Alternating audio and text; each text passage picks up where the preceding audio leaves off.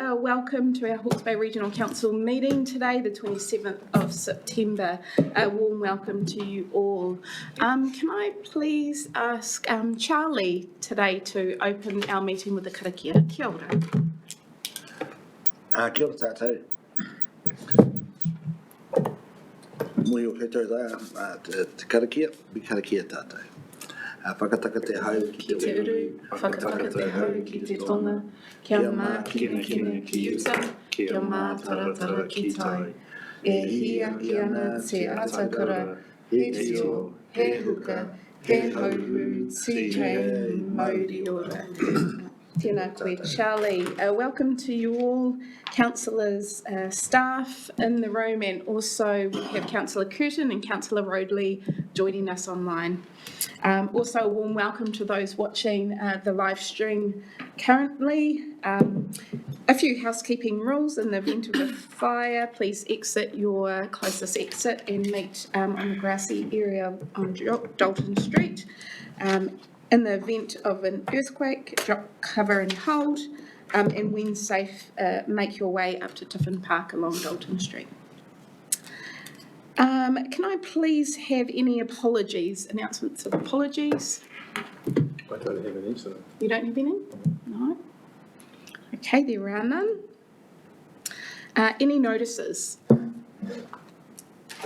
No notices. Any conflict of interest declarations in today's agenda? There are none. Okay, we move on to item 3, the confirmation of our last council meeting minutes of the 30th of August. Are there any alterations or additions to be made to those minutes? If there are none, can I please have a mover and a seconder? Councillor Hokianga and Councillor McIntosh. All those who agree say aye. Aye. Those against, carried. Are there a call for minor items not on the agenda? There are none. Okay, we move into our decision items. We have a report and recommendations from the Hawke's Bay Civil Defence Emergency Management Group Joint Committee meeting, which was held on the 28th of August. So this report is to receive and note the minutes from that meeting. So could I please get you, Nick, to introduce the paper? Thank you. Kia ora members, and really this is just giving visibility to the work of the Joint Committee which governs civil defence. As you are aware, the Regional Council is what's called an administering authority, so ultimately levies a targeted rate across the community for civil defence. So I think it's important that the decisions of the Joint Committee come to this table for you to note. The decisions in here are really to note and receive the information. There'll be a consideration for you all as we go through the long-term plan process as to the extent that you wish to either accept or not the recommendations of the Joint Committee in relation to CDEM funding. So I'd suggest that that's a discussion to come. Thank you, Nick. Are there questions or clarifications for Nick? Councillor Harding. Kia ora, Chair. Through you, Chair. Nick, the immediate question I have is the history around the more than $3 million, or is it plus or minus $3 million of deficit, reserve deficit. So I don't, being a new councillor, I don't have a history of how that got to be. And it could be that that story may be relevant to how we choose to deal with that problem. So any insight would be appreciated. Thank you. Thank you, Councillor. Through you, Chair, my understanding is that deficit goes back to COVID and then subsequently to the cyclone. So it was the result of costs incurred in both of those activities.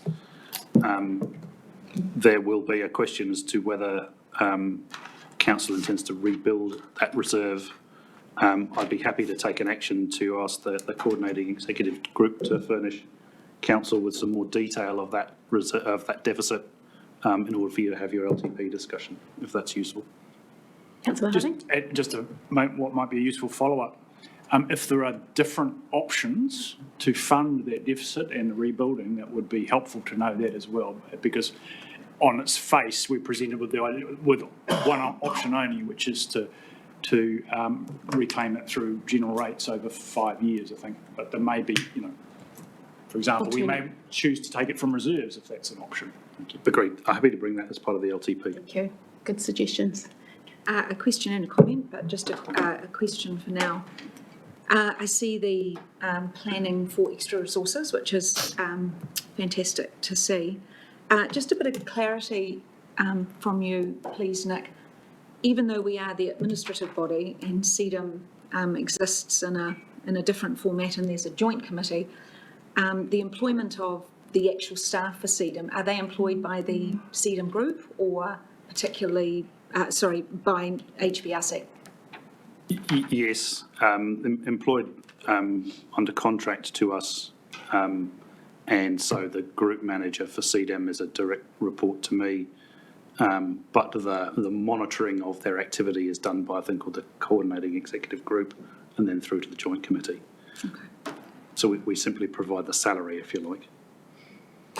Comment now? Or? Yes. Yes. Sure. I note that the report's just asking to be received. And obviously, we'll have more conversation coming into the long-term plan around the costings and the increase in targeted rate, etc. But I think given the lack of understanding on my part, and maybe of other councillors, around the structuring of CDM, the staffing, etc., and the reporting, I probably would be looking for more information at that point around the outcomes that would be expected with the new resourcing, what we'd be expecting to see in the change, how that will be related to the current review. Those will be really important questions for me. And I also want to note here that I attended last week the meeting at Hastings District Council, where they are building their own rural resilience planning. That was all the community leaders and what they're building within their communities, which I know is going to be an important part of this change. So I'd also like to have a discussion as we come to that around where the funding for that rural resilience may best sit. If it is within CDM and within that resource there, that's great, but that we're open to the conversation as to how that would be best played out. So I do have some questions. However, I'm happy to move to receive the report. Thank you, Councillor Sears. But we'll just keep questions and then we'll come back. Thank you. Yeah, look, I guess one of the questions that immediately sprung to my mind is in the context of a request for additional staffing, how does that fit within the potential outcomes of the review? And so a question that you may be able to answer, Chair or Nick, or one of the staff perhaps, if not, is the group structure as we currently have it, where we collect rates on behalf of the region, there is a joint committee where the administrator, is that up for grabs at that really quite fundamental level under the review? Could that all change under the terms of reference?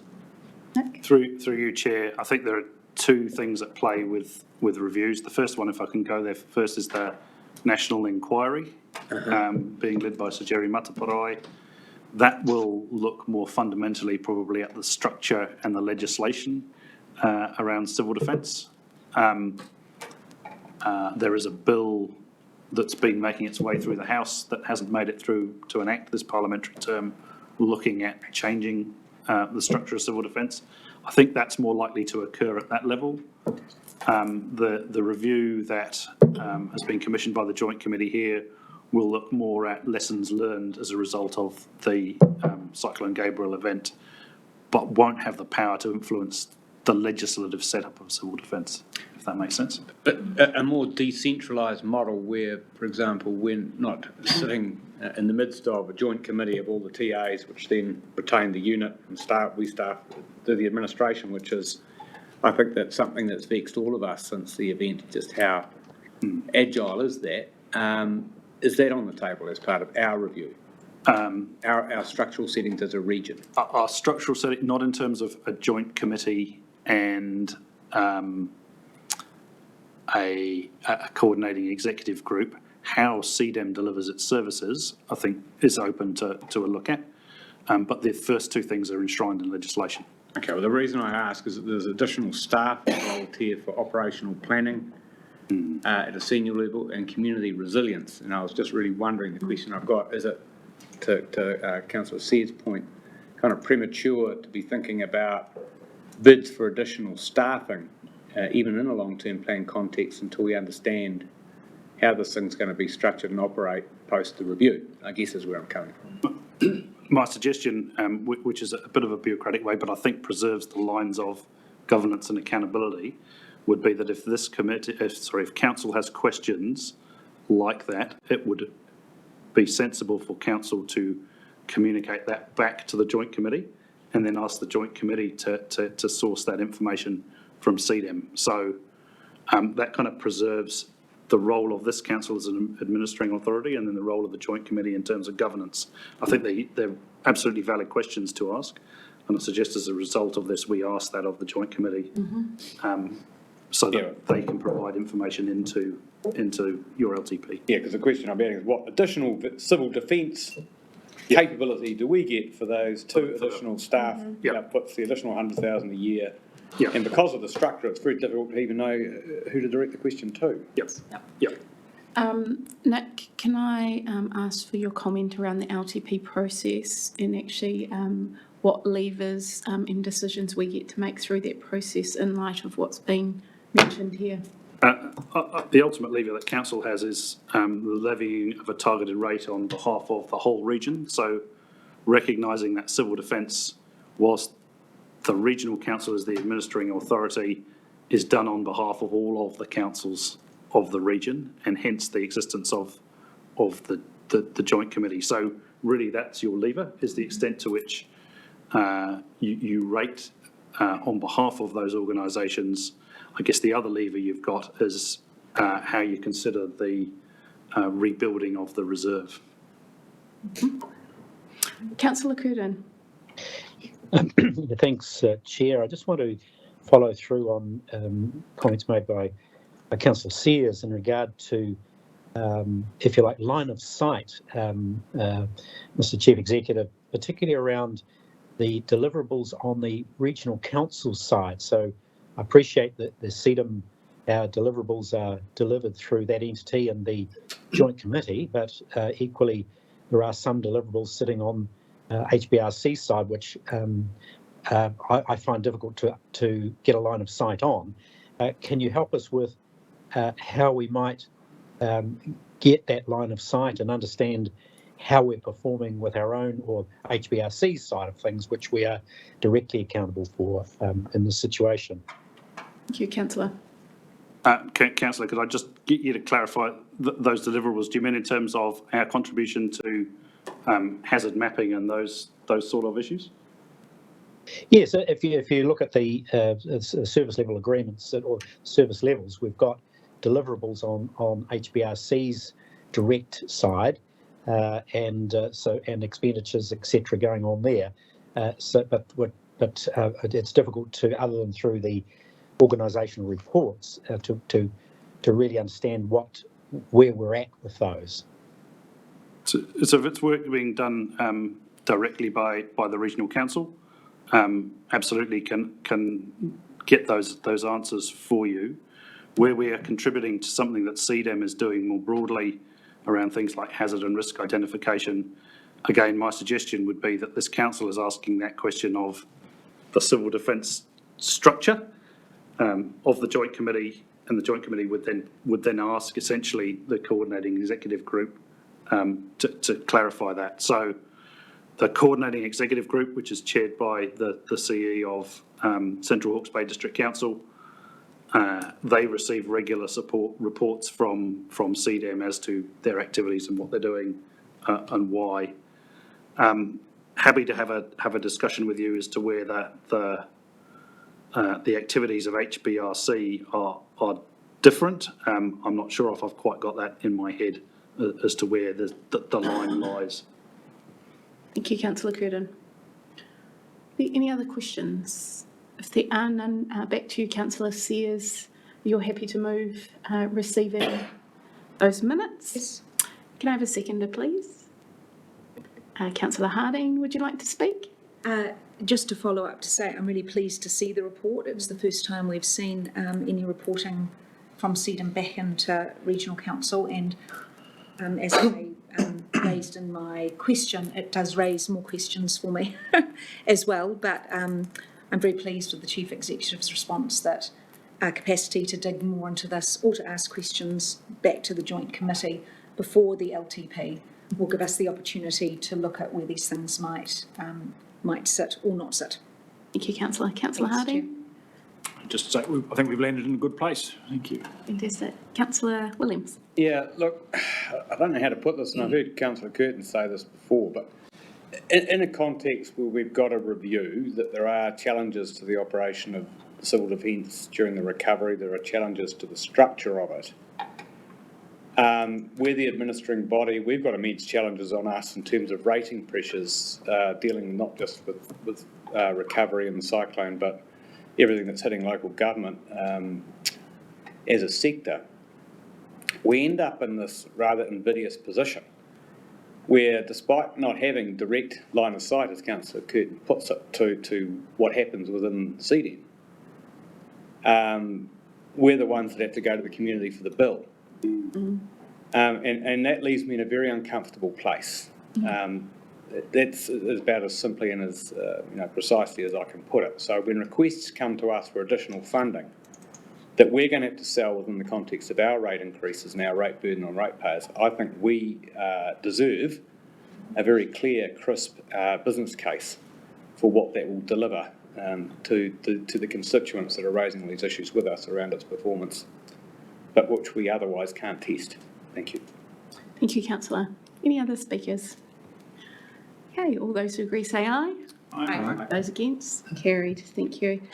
We did feel it was important that this council gets eyes over the activities of the Joint Committee, which is why it will be coming regularly to this council directly. Thank you.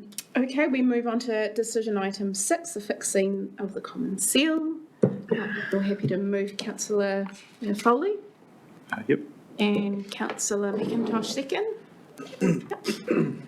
There are no speakers. All those who agree say aye. Aye. Those against? Carried. We are on to the report and recommendations from the Corporate and Strategic Committee meeting. Who would like to lead us out on this? Chair, I think if we just take that as read, unless there's anybody looking to come forward, and happy to answer questions. Councillor Curtin, would you like to add any further, being chair of this committee? No, Madam Chair, it's reasonably straightforward, and just the carry forwards, which is part of further discussion. So I think leave it at that. That's the most significant part of that, I'd suggest. Thank you. Any questions or clarifications? Councillor Harding. Kia ora, Chair. Through you, Chair, just a question for Nick. Point 6, Organisational Performance Report. 6.3, quarterly employee turnover has trended downwards. Look, I do note from the detailed report that our measure of employee turnover only looks at permanent positions, not casuals. And I just ask if Nick as CE, you give that a bit of consideration as to whether that's the most appropriate way of measuring and reporting back to us. It came to my attention because we were, through the cyclone response, employing a lot of casual staff and actually having a lot of turnover with those casual staff. And so where we are having a lot of casual staff, conveniently potentially excluding them from our turnover, our employee turnover figures might be hiding the truth. Anyway, so I'd appreciate some advice on that. Thank you. Certainly. Thank you. Yep, happy to do that. Thank you. Any other questions? Truth. I couldn't resist. There are none.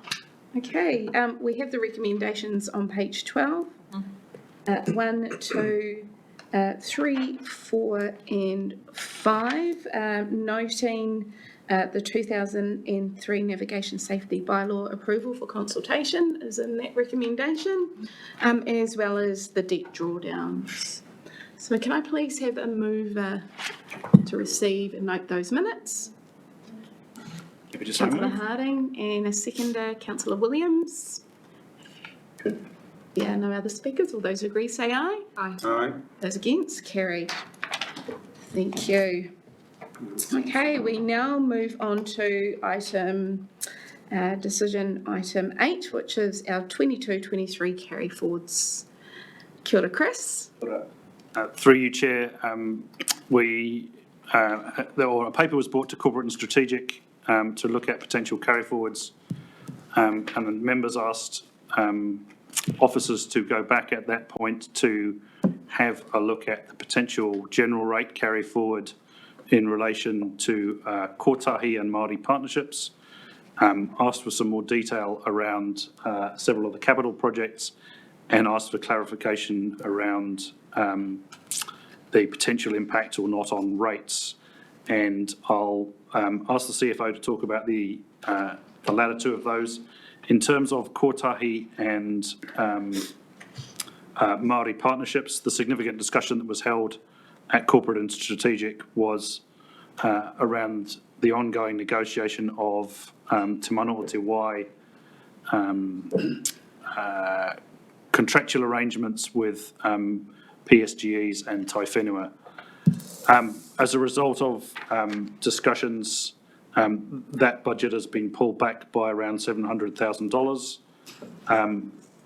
and officers have also included a recommendation in there that should those discussions advance further than we anticipate, that rather than carry forward more funding, officers would come back to the table to seek your agreement to proceed with further agreements.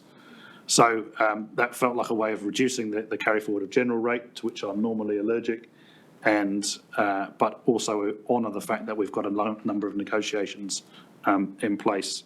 And I just might ask the Chief Financial Officer to fill in any other details since Corporate and Strategic.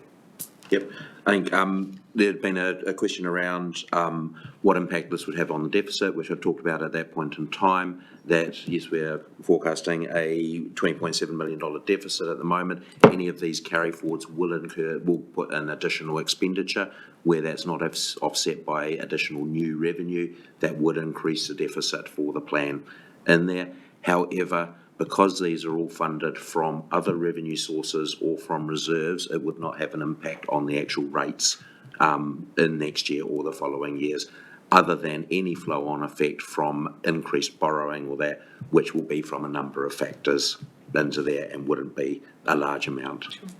Thank you, Chris. We have had discussions in Corporate Strategic, and it seems that the only difference is the $700,000 from the general funds in item 9 and 10 and the operating expenditure. So if that's true, are there any other further discussions or questions for Chris or Nick? There are none. I just had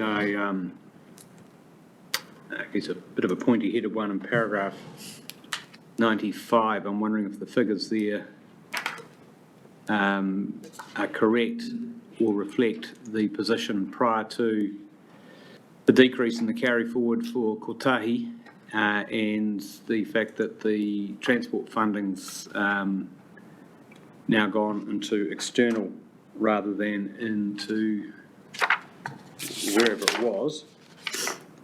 In other words, if you look at the tables, we have, as I understand it, general carry forward now at about 1.9 and external at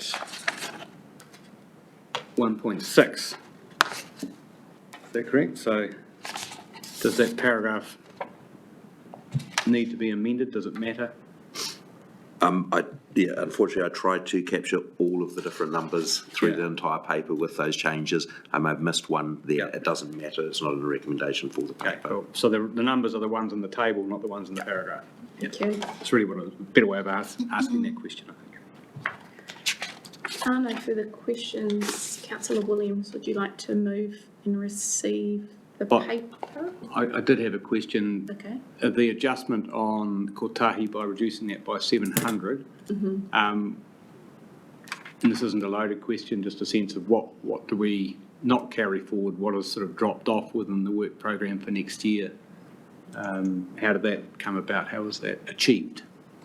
I'll ask Katrina to add to this, but my discussion really was the extent to which we are likely to negotiate all of those Te Manawa o Te Wai agreements I see. this current year, and some may carry over into next year. So it was really reducing some of that expenditure In terms of what we might in terms deliver. of what's actually probably achievable in the remaining calendar year. Thank you. Thank you, That's me. councillor. Councillor Roadley.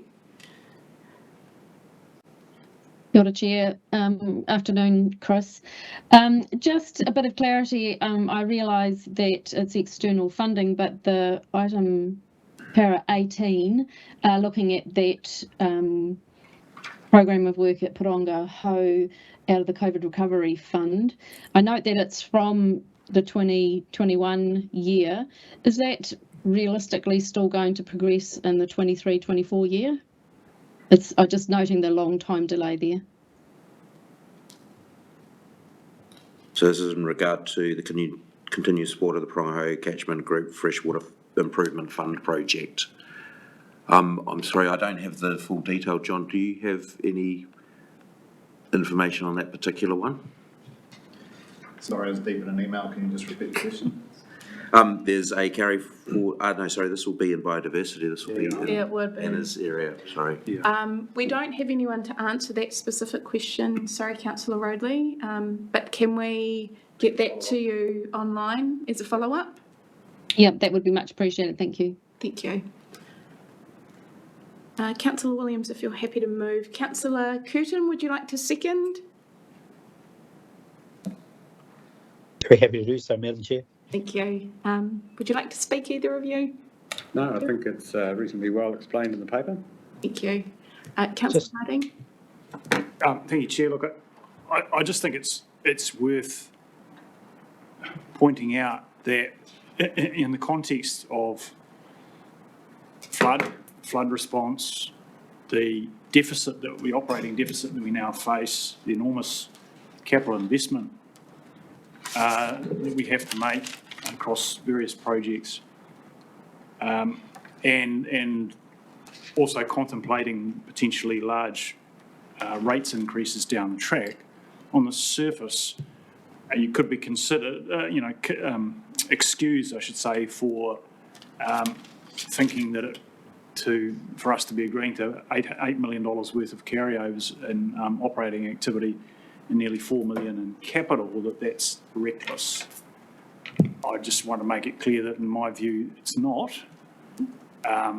We are running a complicated business with large elements of it are not discretionary. Other elements of existing projects that are in course, and there's substantial losses of opportunity if we don't go ahead with them. So, look, I'm quite happy to say that this is a good, rational financial decision to carry on with this expenditure. We've tested staff around, in particular around the general carryovers, and got to a place there, particularly with Kotahi, where we've brought it down to what's more realistically able to be achieved in the next financial year. But this business that must be done. This is stuff that we are compelled to do, to work with the community. So I just applaud the staff for the effort that goes into this, and the challenges, the financial challenges that we continue and will continue to face. Thank you. Thank you, councillor Harding. Well said. Councillor Curtin. Yeah, thanks, Madam Chair. I just wanted to underscore the proposed expenditure on tangata whenua partnerships and Kotahi, which are intimately linked. So it's $1.5 million, very significant investment, and I'm pleased to see it carry forward in this way, but equally wanting to see urgency around its investment. It's probably one of our most significant relationship investments we're making here, and it'd be useful, I think, if we could get some feedback soon as to what the program for rolling out these partnership relationships and how we're going to invest these funds would be. I think it would be doing ourselves well to get a good line of sight on how that's tracking and making very urgent progress. So thank you, Madam Chair. Thank you, Councillor. Happy to do that, Madam Chair. Thank you, Nick. All those who agree say aye. Aye. Those against, carried. Thank you. We do move on to our information and performance monitoring items. At 9 is the strategic projects report to the 31st of August.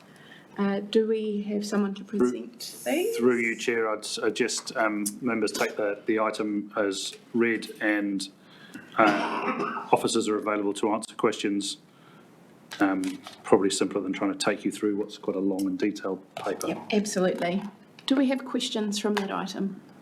Councillor Harding. Thank you, Chair. Through you, as usual. I think this is a good opportunity to ask Nick to just give us an update on the silt funding. There's been a lot of changes in the last week, and there's been a lot of press and a lot of consternation around the prospect of, well, the slowdown and the prospect of entirely ceasing council's task force activity around picking up silt and debris. So this is a great opportunity just to get the latest state of the play out there for those who are deeply concerned about it. Thank you. Through you, Chair. Thank you for the question. So over the past several months, the group of councils from Hawke's Bay have been communicating to central government that whilst the councils have been very grateful for the contribution to both commercial fund for silt recovery and also to the fund for picking up the silt run by the local authorities, the government allocation was only going to get us halfway through the process. In more recent weeks, that's come to a head, first with an instruction to contractors to slow down the process because funds were close to being exhausted. As a result of negotiation with government, government's allocated a further $10 million to the silt cleanup, with a focus on the pickup of silt that commercial operations have put at their, if you like, the boundaries of their operation, to enable productive land to be brought back into production this season. So that's how that $10 million is to be utilised.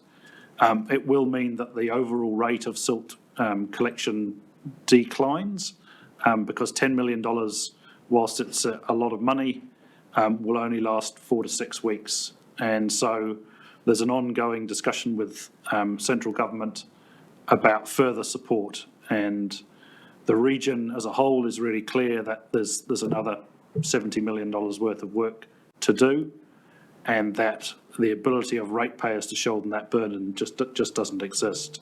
So I would suggest that there's an ongoing discussion with the current government and a further discussion with whoever sits on the Treasury benches after October's general election. In terms of the process from here,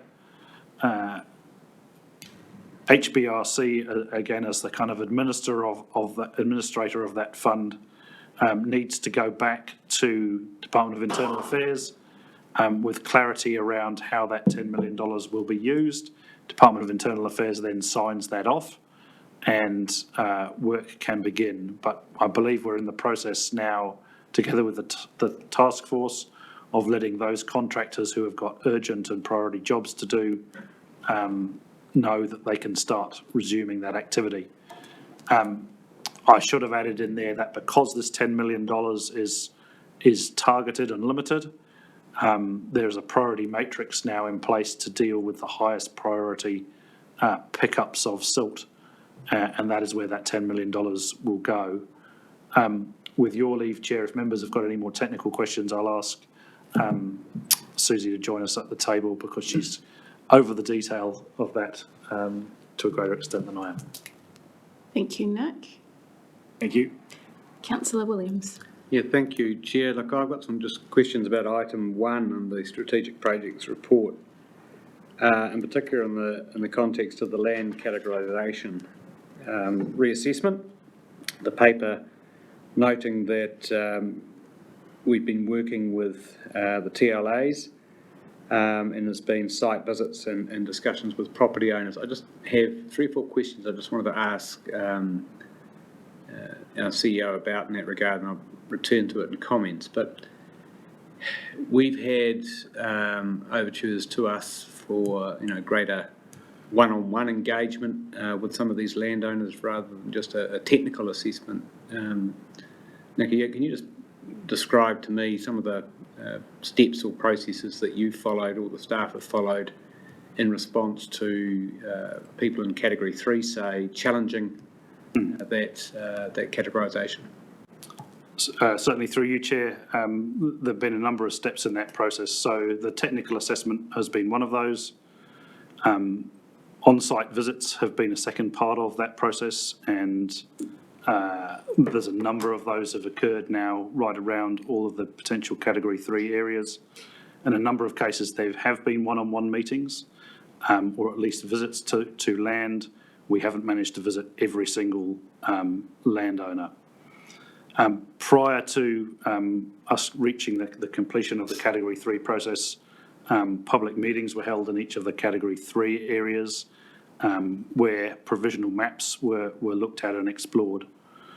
In addition, we've had a reassessment process available to landowners, and I think some 350 reassessments of individual properties have occurred. And the most complex ones of those have been on the boundaries of Category 3, where that meets either Category 2 or Category 1.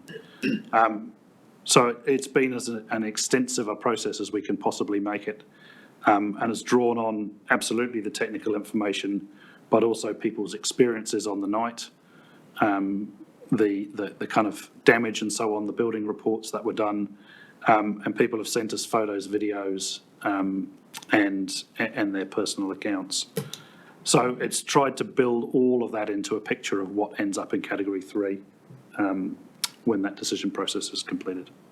Thank you, Chair. And are there cases where our evaluation or our assessment on a technical basis has changed as a result of engagement with an affected landowner?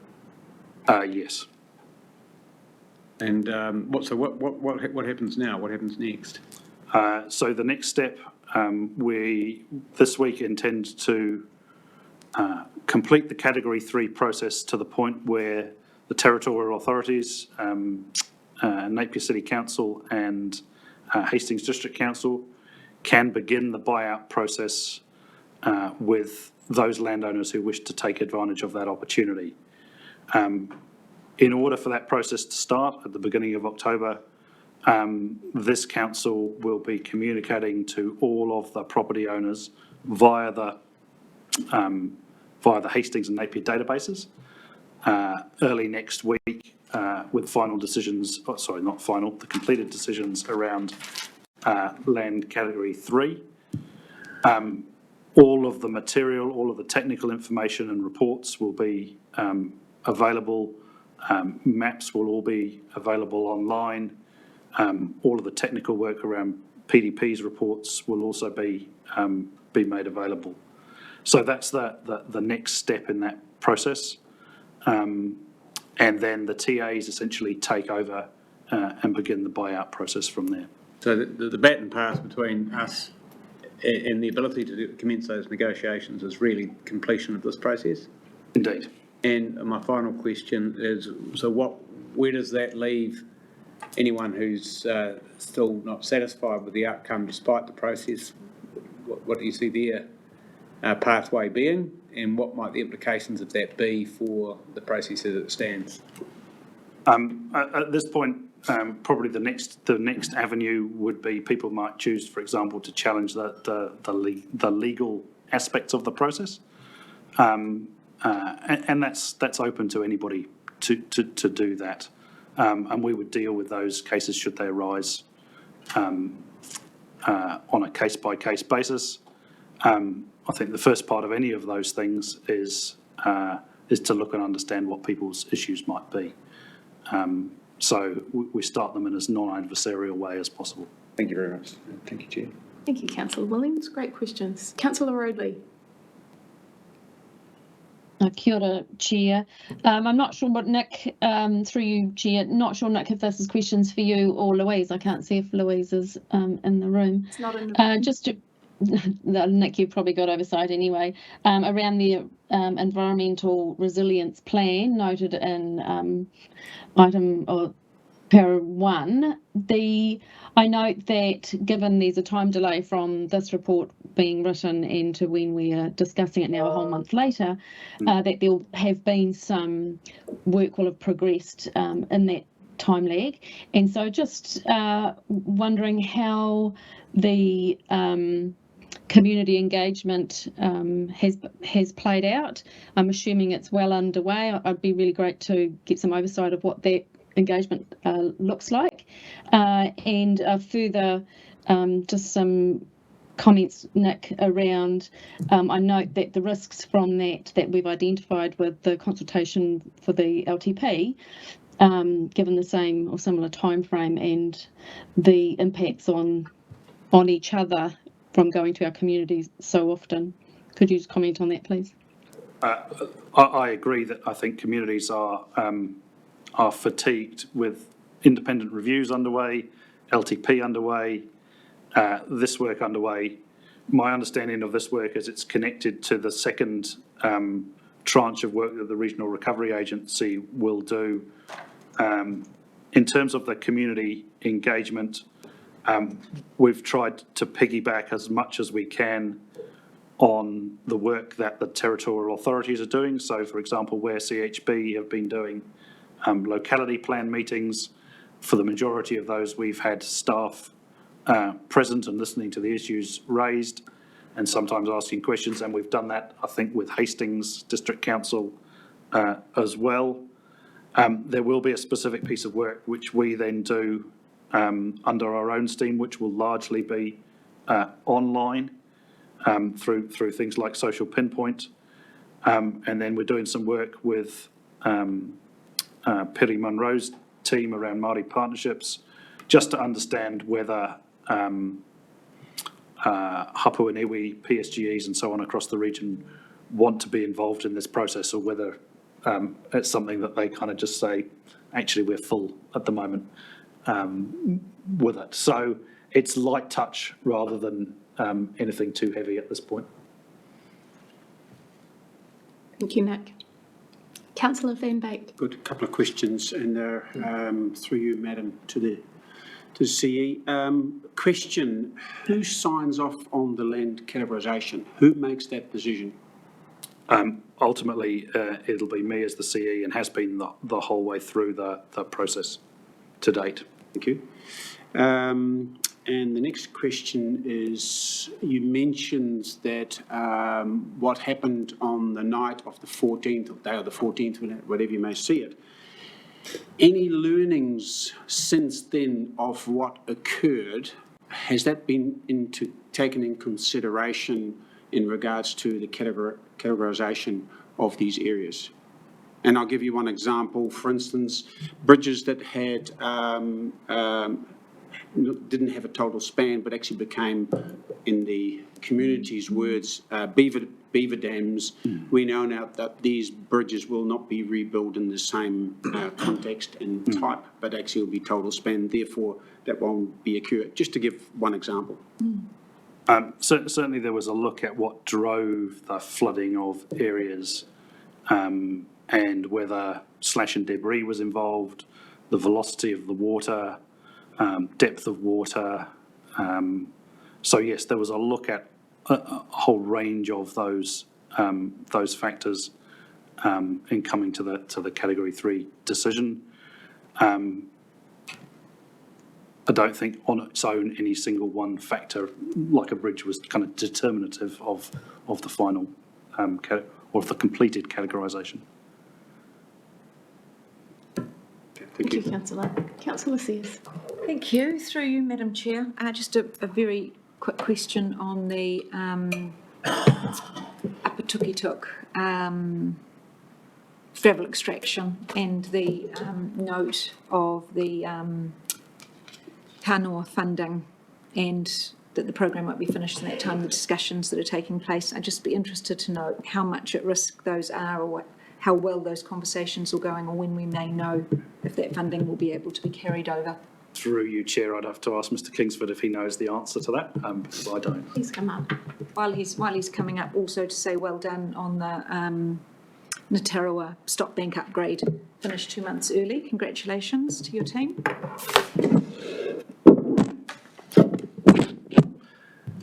Through you, Madam Chair. Thank you for that question and that acknowledgement. Yes, Ngātarewa will have a practical completion walkover next week.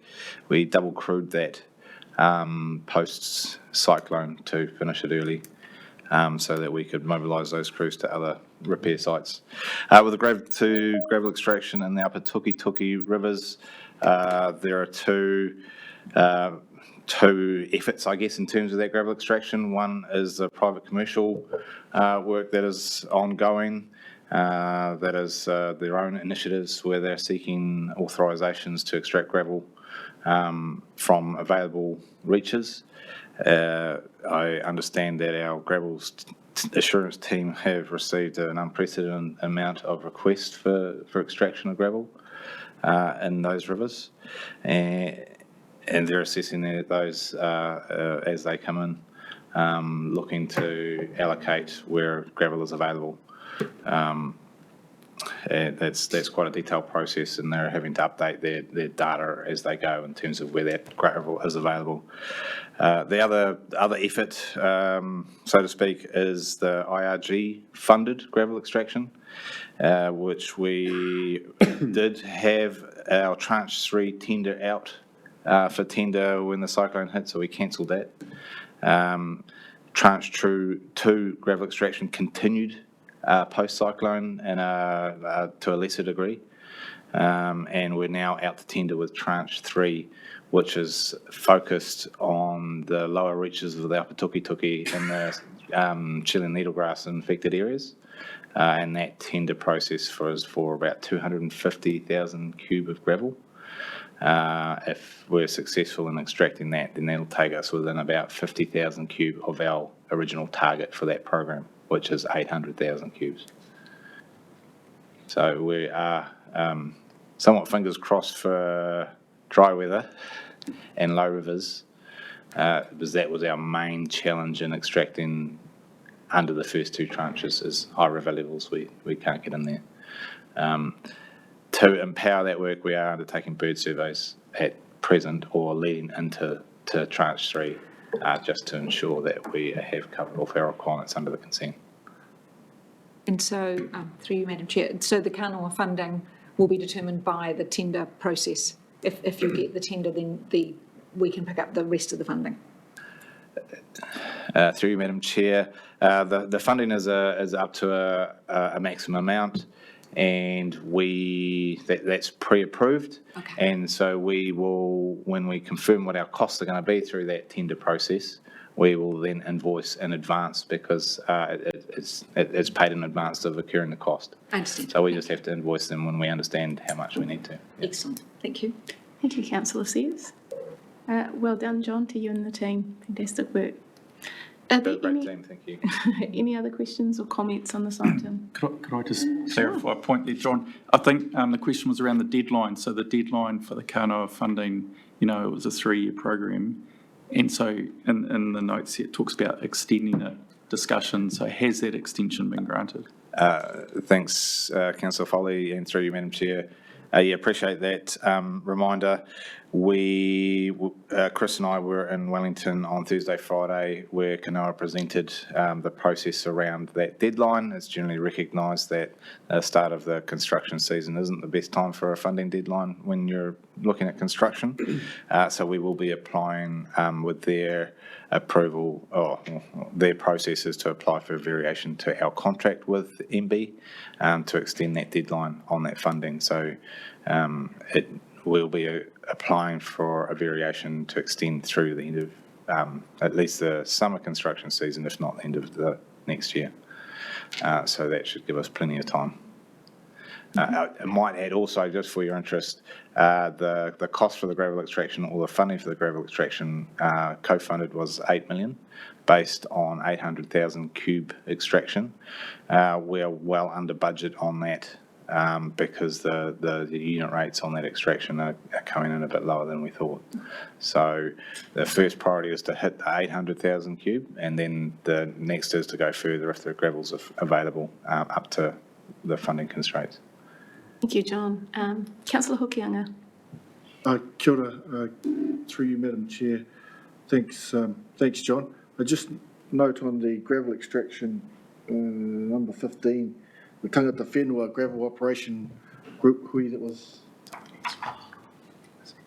Thank you. second meeting scheduled for just over a week ago. Through you, Madam Chair, that is referring to a process that the gravel assurance team undertake with regard to how they allocate gravel. So through the consent, that's a requirement, a conditional requirement of that consent. So I can't speak directly to that. I don't have that information at hand, but they do regularly have those engagement pieces where we might put out a tender with regard to the IRG program, then we'll look to engage to inform more directly. Thank you. Any further questions? There are none. Can I have a mover and seconder to receive that item? Sure. Councillor Williams and Councillor McIntosh. All those who agree say aye. Aye. Those against? Carry. I did want to speak to that. As I noted earlier, I wanted to quite carefully separate questions from comments. So if I may, in moving that paper, just firstly acknowledge on the point that I raised questions about the incredibly hard and difficult work that our staff have done through the technical review process, which has been peer reviewed by two incredibly reputable national firms of engineers, working with people who are stressed, taking the time to go out and see them, do site visits, and to listen and to change their mind. So just, I don't want anything I'm about to say take anything away from that, but I think as we have all raised at various times around this table in public at these meetings, we are dealing with people's lives here, and not in ordinary times, but in a situation where those people are, as I just noted, facing and have faced great stress, loss of life, and considerable future uncertainty.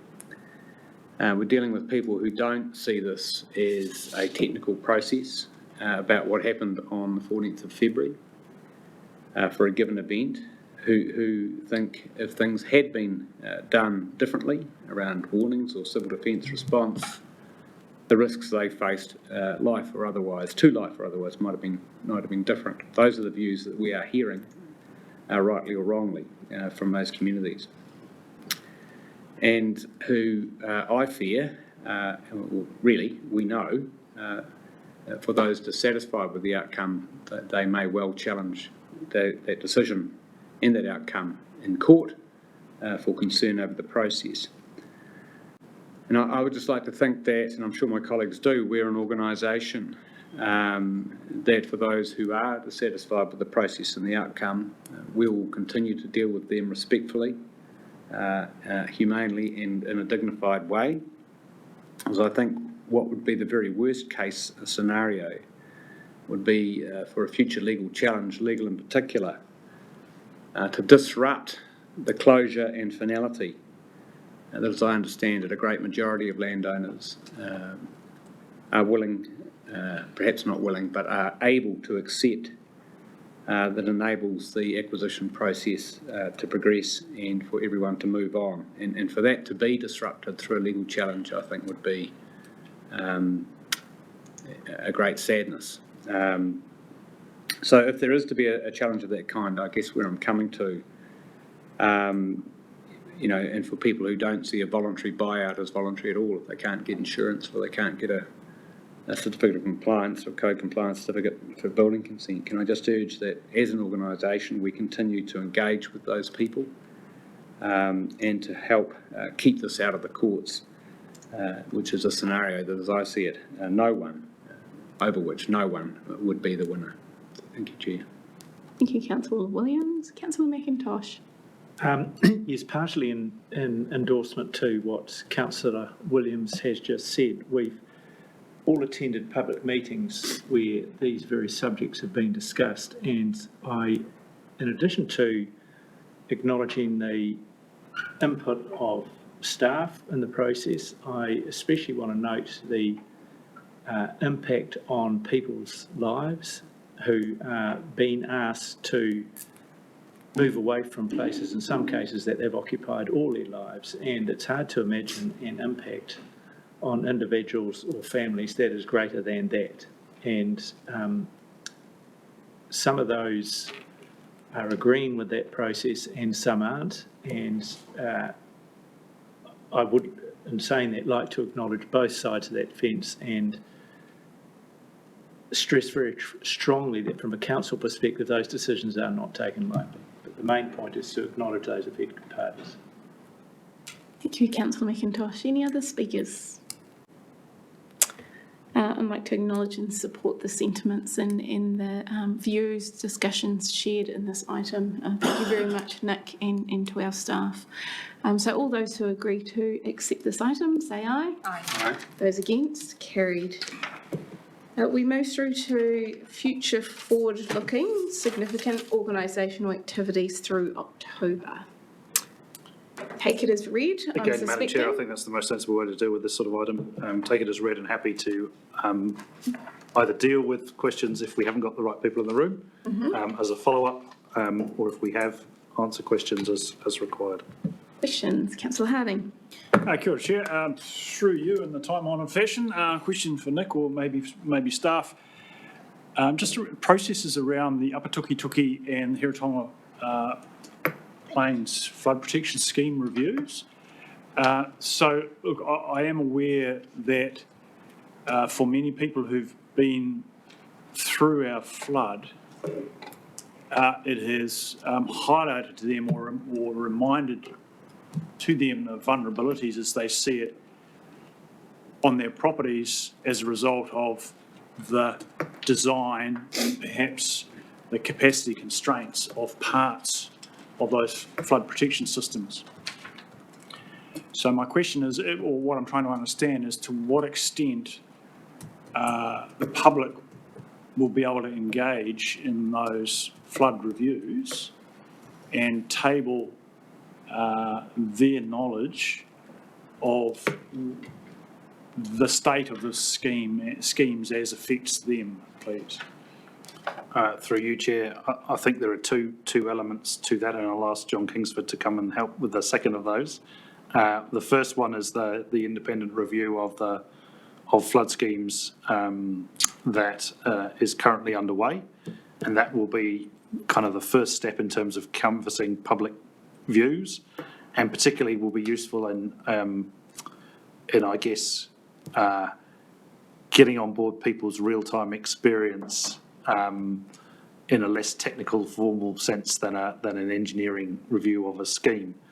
I understand the scheme reviews are really particularly focused on what are the options in the light of over-design events, such as the one we experienced in February.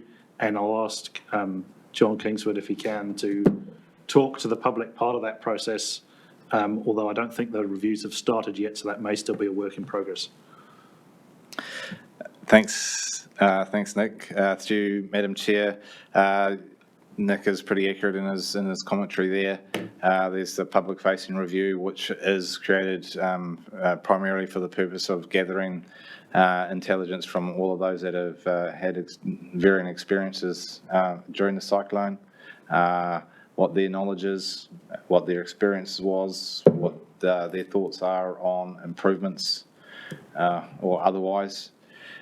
So that is the opportunity for those people out there in the community that want to make comment to make comment and provide information. The technical reviews are a technical review to assess how the flood protection schemes performed during the cyclone. what, where, why and how in terms of that performance, adequate or otherwise, remembering that its nameplate capacity is a 1% AEP level of flood protection, and then looking at what does betterment look like and how might we provide a safer means of overtopping in the event of a over-design flood event. My understanding is that will be a closed process from a technical perspective. To my knowledge, those reviews have been awarded to consultants to commence, and they are underway, albeit only recently. With regard to the public review, there's a lot of information that's been requested, and the panel there are working their way through that and perhaps starting to have meetings with other parties and lining those meetings up. So it's commenced, but there's a long way to go. I do, Chair, have a supplementary question, not to that response, and thank you, John and Nick, for that. So if I have it right, the two reviews we're talking about, one is an external review with independent panel, of which we as a council may be contributors to, and which the public will be engaged, and we still haven't, I don't believe we've seen an engagement plan for that, but it must be close. And that is an opportunity primarily targeted around understanding the flood event. And presumably, and it's unquestionable that as council we'll have access to the findings of that report, but I question whether we have access necessarily to the input to that report. And because, if we have our own internal review that we have consultants tasked on to look at the future configuration, but actually the feedback in terms of recent experiences or other considerations that may not be completely linked to the flood event, but may simply be about the capacity or the design, there's not necessarily a home for them, or they're actually, we are not hearing them. An external reviewer is hearing them. So I'm not sure that we are squaring the circle on that. And I'll give you, and an example I'd give is if they have, for example, and I'm aware of a situation where council designed flood protection, that flood protection was partly completed but not fully completed for whatever the circumstances at the time. So there we have a discrete example there where you would expect that kind of question about the capacity or the design could be or should be able to be elevated into a scheme review. It's potentially not eligible. It's because it's not flood related. It's probably out of scope of the independent review, but it's still a valid question. So I really struggle with the idea that there would be no opportunity for feeding in to our own scheme reviews. Yeah, I'll just let Nick.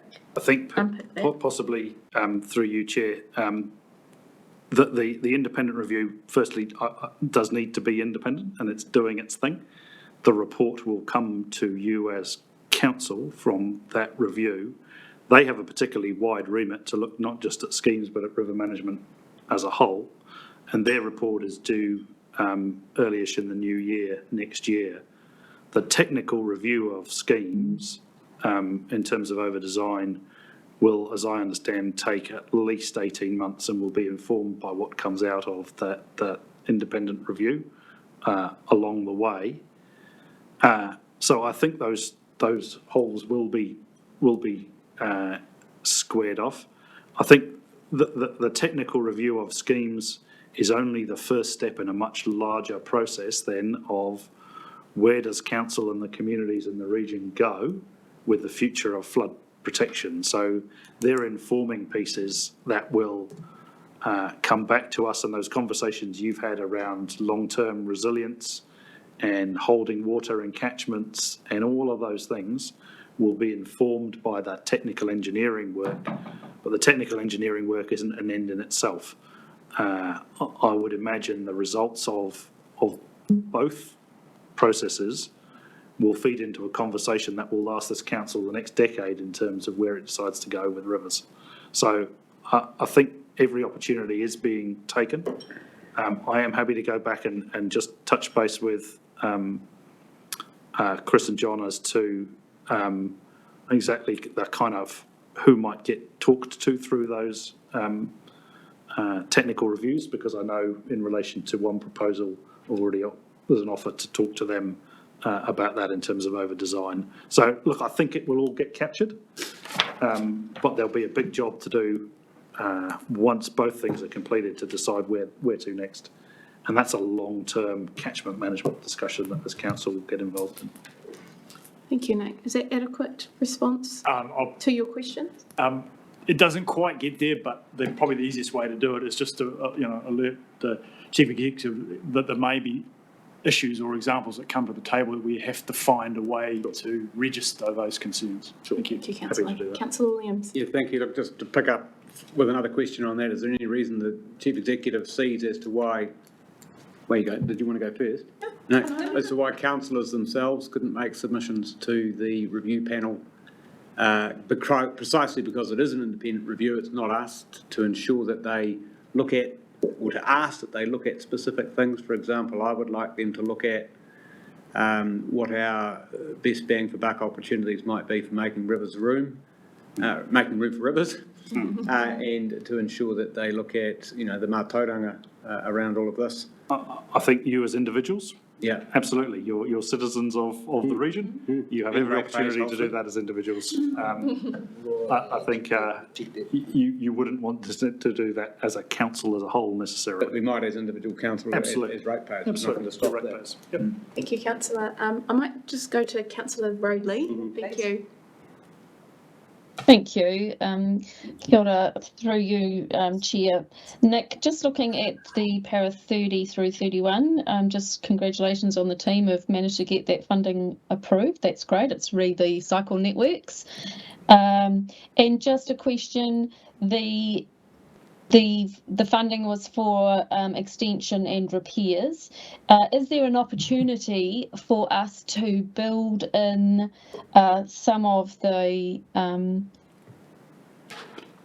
desires that we were fed back as part of our consultation process from our equestrian community, and their desires, which I believe we're going to hear some more of in a workshop shortly, their desires around making those cycle network more accessible for horse riding? I'm afraid through you, Chair, I don't know the answer to that. I think the funding has literally just arrived in the door. I will see if Mr Kingsford knows any answers to that, or maybe one we have to take away and come back to you on. Thanks, Nick. I think we might be struggling to answer that one on the trot. Certainly, I would say that horses and cycle pathways probably aren't a good mix.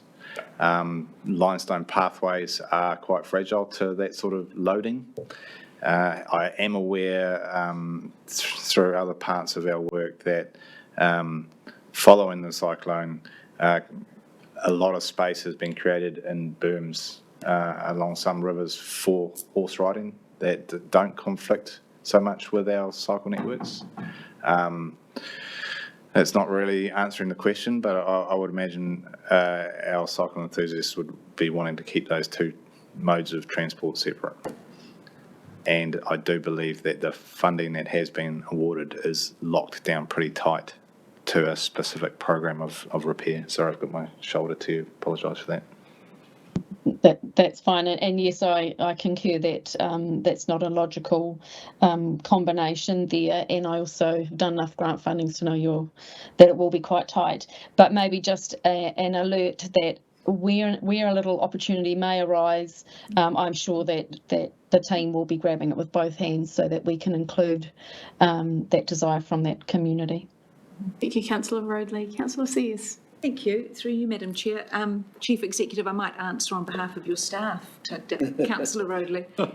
Because yes, the equine community are coming in next week to show a presentation to councillors and staff. But I did speak to staff, Councillor Roadley, in open spaces. And there's definitely, and with Vicky Butterworth, who's running the cycle trails, and there is conversation going on between both groups and where these things may intersect and be able to be used. You're absolutely right, horses don't go on trails, but I got really clear feedback that those teams are working closely together and looking at the opportunities. So here we are, your staff are on it, Chief Executive. Anyway, my question. Your employment contract's on the way, Councillor. My question's on the gravel extraction, and Councillor Hawke touched on it, and I think it might be a question for Piri. Around the Tangata Whenua Gravel Operational Group Hui's second meeting, which was referenced.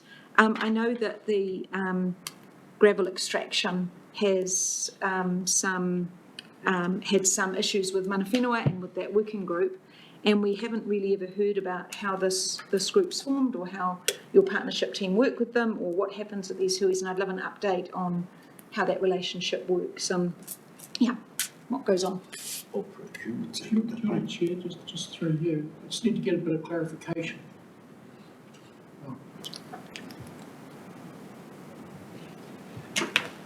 Excuse me. Yes, get up there. Through you, Chair. Kia ora. Kia ora, Councillor. I just need to get clarification because we do have some work which is with that's still progressing with Ngāti Pāhauwera Development Trust. That's in relation to the mohaka and gravel. And there is also other work that has been progressing for some time, but that's principally been through both Katrina and Chris's group, and that's in relation to the global consent across gravel, which I think John has already spoken to. Right, so can anyone speak to the hui that was just held last week and how our Māori partnership teams, if they are involved, or what the outcomes is, or how that mana whenua group's formed? Is it part of our Māori committee? Is it RPC? I see it referenced often, so I'm really looking for more information on that. Through you, Madam Chair, I believe that's led by our gravel assurance team. I don't have detail available on that hui, but perhaps we could take that question away and provide a response once I've been able to circle around the team. Yes, please, unless Councillor Hawke had any insights. We'd all be interested. Just in quick response to that for you, Chair. Councillor says that was probably my line of questioning is what, where's that at? And to Pieri e te papa, tēnei anō te whakaaro nui ki a tātou, he ahanga neke hanga o tēnei kohinga tangata ki te wānanga i tēnei tini kaupapa o te tango i te rua kiri.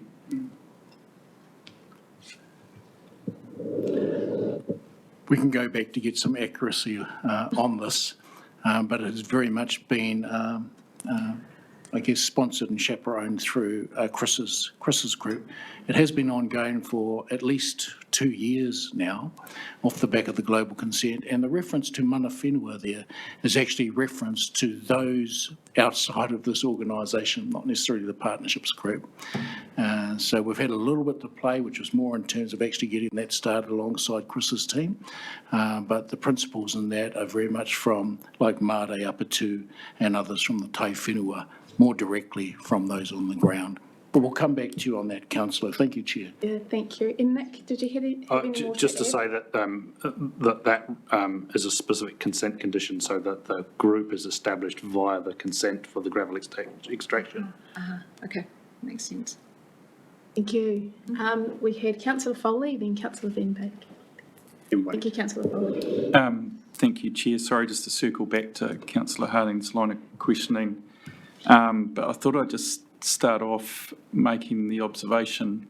There's quite a few different scheme reviews and, well, just reviews in general going on. So could I just ask, it gets a bit confusing. People seem to jump from one to another in their conversation without specifying which review they're talking to. And so, yeah, just in future, if we can kind of be specific about which review it is. My question was around point 12, the Apatoki scheme review, and further to Councillor Harding's questioning there, and back to the public, what's not so much the engagement, but the line of sight. So what can the public expect to see during the duration of the review, as opposed to just waiting, 6 months, 12 months, 18 months out for an outcome? Can they see or get updates? Because there, like Councillor Harding said, there's a lot of interest in this, and as well as engagement, I'm sure they just like the updates too. Perhaps what would be the most useful thing I could do is go and find the terms of reference for that review and circulate those. I think otherwise I might be speculating a little bit. Yeah, great. Would be helpful.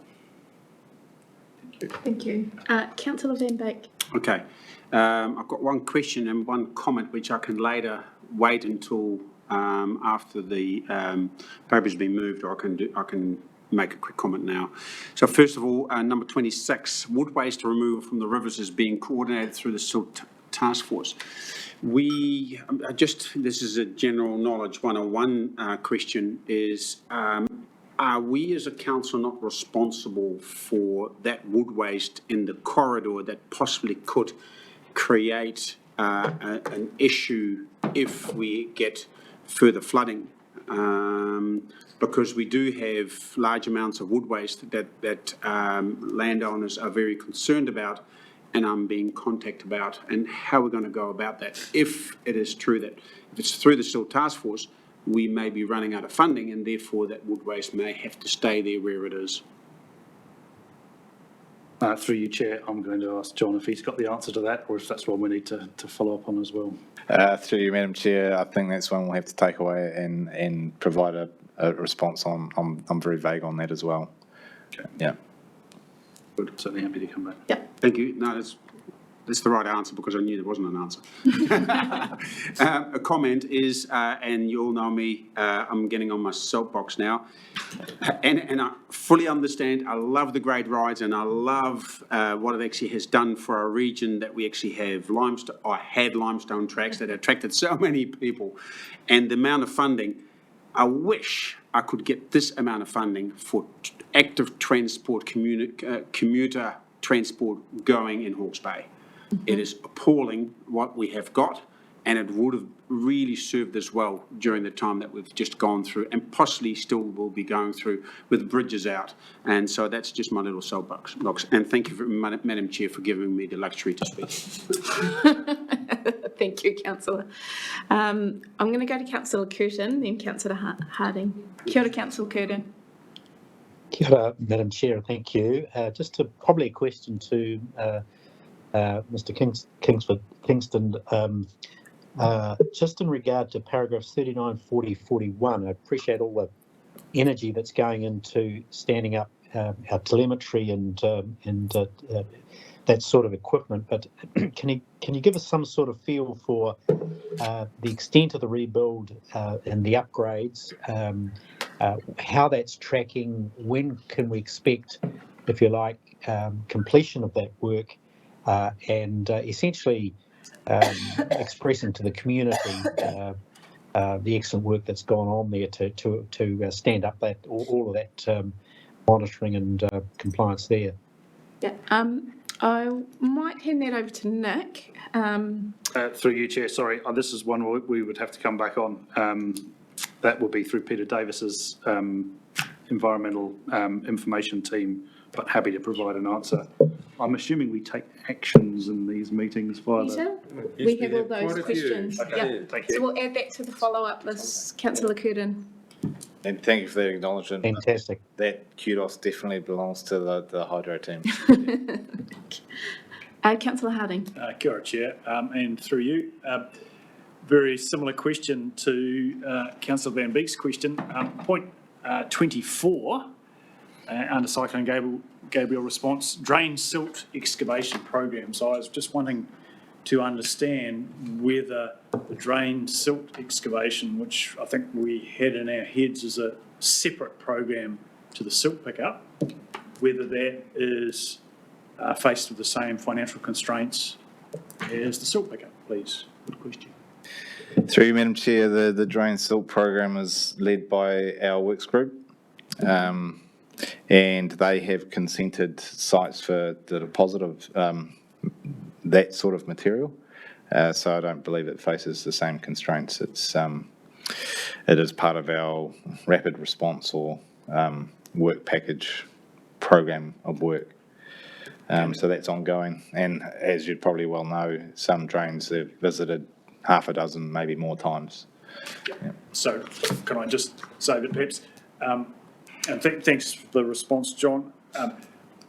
Up until relatively recently, we've had quite regular updates about major programs, the stop bank rebuild, and also that drain clearance.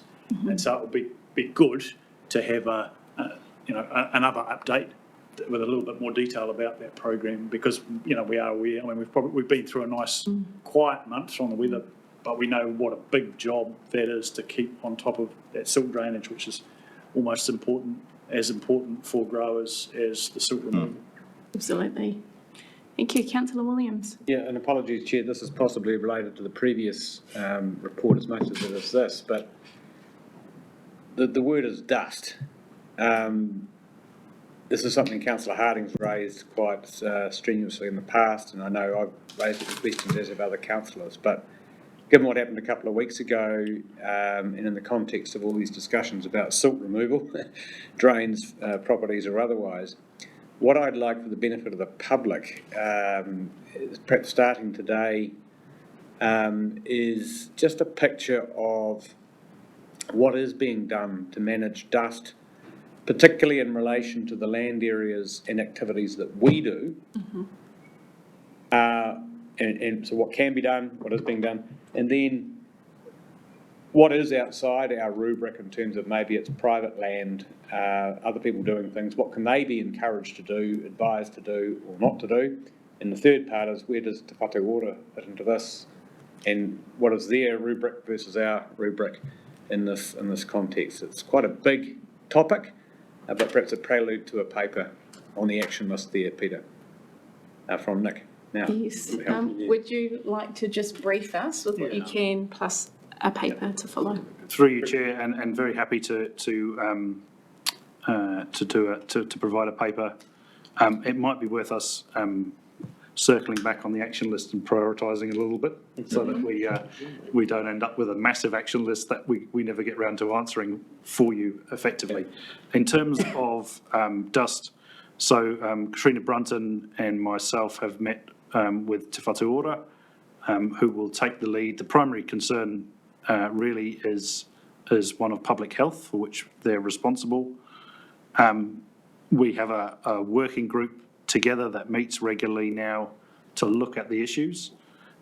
Very much take our responsibility as being dust management as best we can do it on those public sites, where particularly the silt dumps that are being created as a result of the silt program, and planning for that is in place.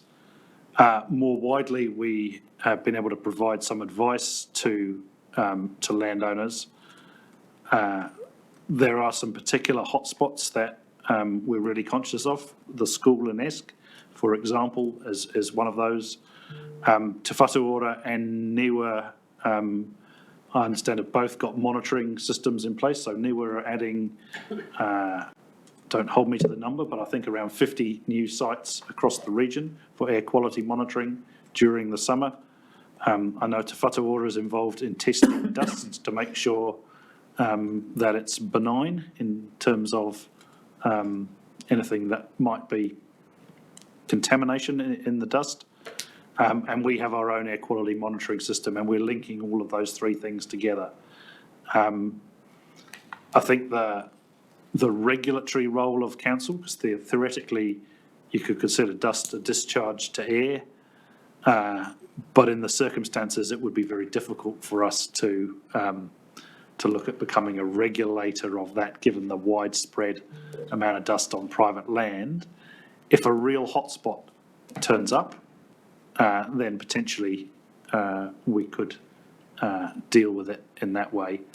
I don't just ask if Katrina has got anything she would like to add to that kind of summary, with the idea that we would bring more detail back to council at the end of October.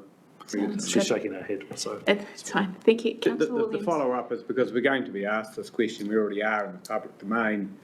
Why didn't we, or why couldn't we, given what we knew when we knew it, perhaps in May, simply plant everything that's potentially going to be a dust problem now? I know there's an answer to that. It's quite a straightforward one, but perhaps you could give it. So I think that there are several reasons.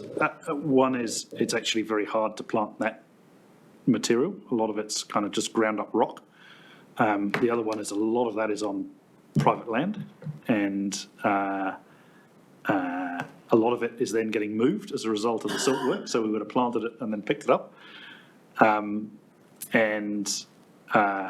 So again, I come back to the council's main focus is going to be on land or silt that it manages and controls. We're happy to keep on providing advice to people. I think one of the real challenges is that one of the ways you deal with dust and silt in hot, dry times is with water. In hot, dry times, pouring thousands and thousands and thousands of litres of water onto dust is not likely to be possible. So it is going to be a really challenging year, and I think the best we can do is control the sites over which we have control, support Te Whatuora in terms of public health, and if we get egregious situations where people are exacerbating the dust, we potentially deal with that in a regulatory manner. That'll be the guts of the advice I'd bring back to you in October. Thank you, Chair, and I thank the CEO for that very clear, helpful and straightforward answer. Thank you, Councillor Williams. Katrina, would you like to add any further? I probably don't need to now, because Nick went into so much detail. Just briefly that he is correct, obviously, in the lower valley floor of Esk, where we know there is likely to be significant issue. That is where we've got our most sandy deposits. So planting that one wasn't feasible because of the nature of the silt, but also because it actually has been too wet. And so lots of land in the valley has been in a position where getting heavy machinery onto that land has been difficult. So we, in our council silt management sites, are regularly testing that silt to ensure there are no contaminants or that the silt is not contaminated, and we pass that information on to DHB and others. Very much. Thank you. Very comprehensive answer from the both of you. Thank you. Councillor Van Beek. Yeah, again, question and comments. In regarding to air quality, because when we had the order of council approved, there was a lot of angst about, that we would have large amounts of smoke with contaminants in it appear in our urban areas. My question is, and it relates to number 42 as well, how many complaints have there been, and how actually well has the industry managed the process of burning? Through you, Chair, I'd just ask Katrina Brunton to help me with the answer to that one. And I've got another question for Katrina also. Yeah. Thank you, Katrina. Through you, Madam Chair, of course. Through you, Chair, I cannot give you the number of complaints we've had about fires. I'm sorry, I don't have that information at my hand, but I can get it.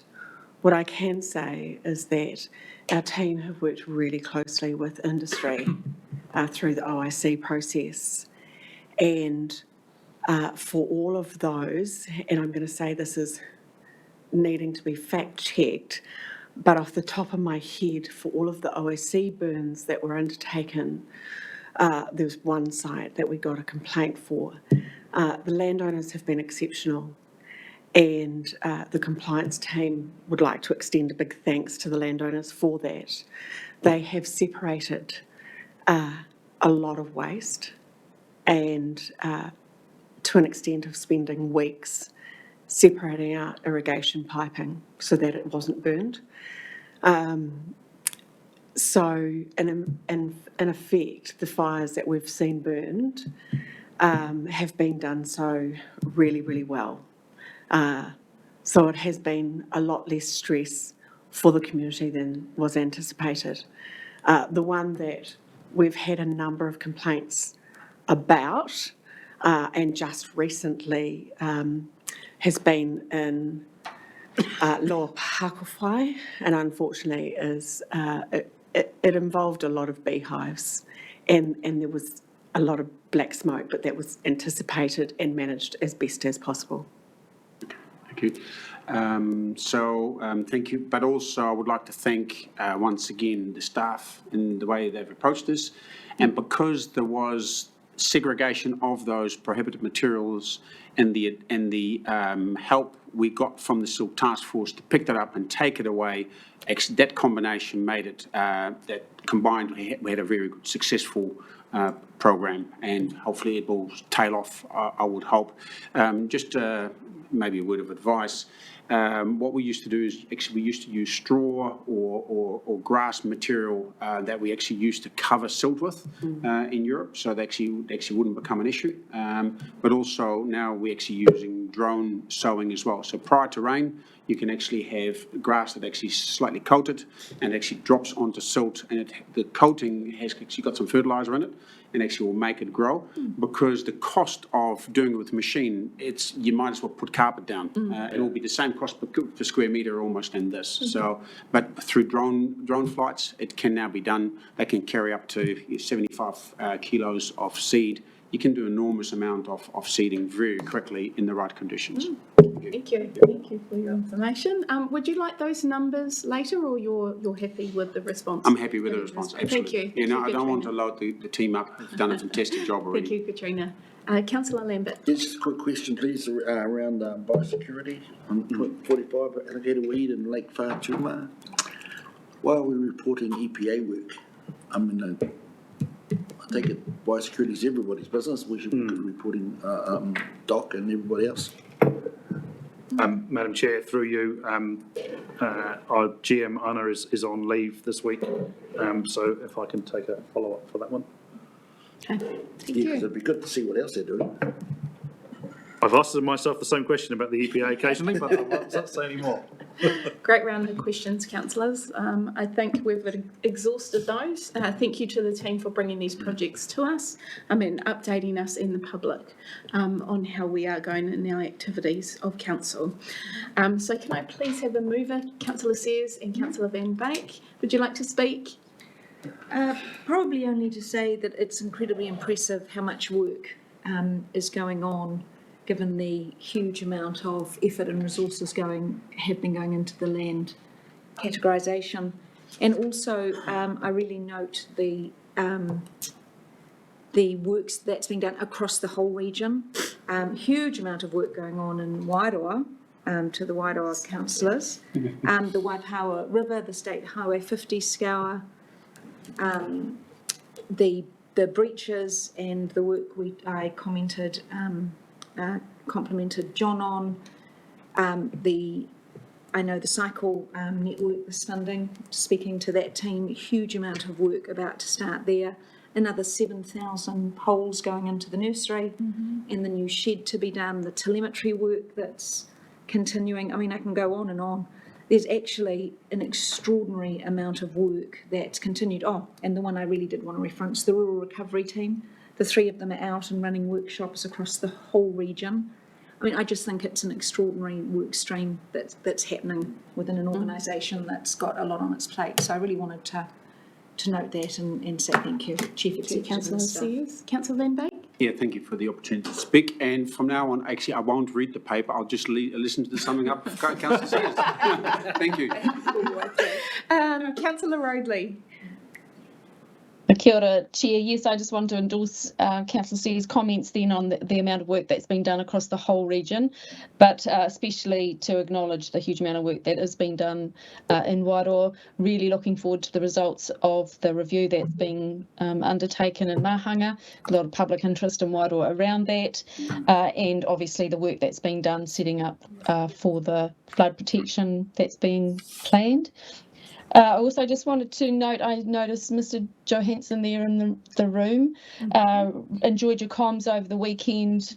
Obviously, we have continuing anxiety whenever the rain is falling on our roofs, and I really liked the way that you connected or referred people right into that telemetry. A great opportunity to direct people and to see all that work and that monitoring that's being done in real time. It's so reassuring and gives you real perspective across the whole region. And even whilst you don't live in a particular region, it's so interesting to see what everybody else is getting by way of rainfall or impacts in their rohi. So thank you, Mike, for your great work. Thank you, Councillor Rodley. Are there any other speakers? There aren't any. All those who agree, say aye. Aye. Those against, carried. Thank you very much. There are no minor items, but before we move into public excluded, Nick and I would like to take the opportunity to acknowledge Piri. This will be his last council meeting, attending and contributing. So we thank you for all the mahi you've done for the Hawke's Bay Regional Council and wish you all the best.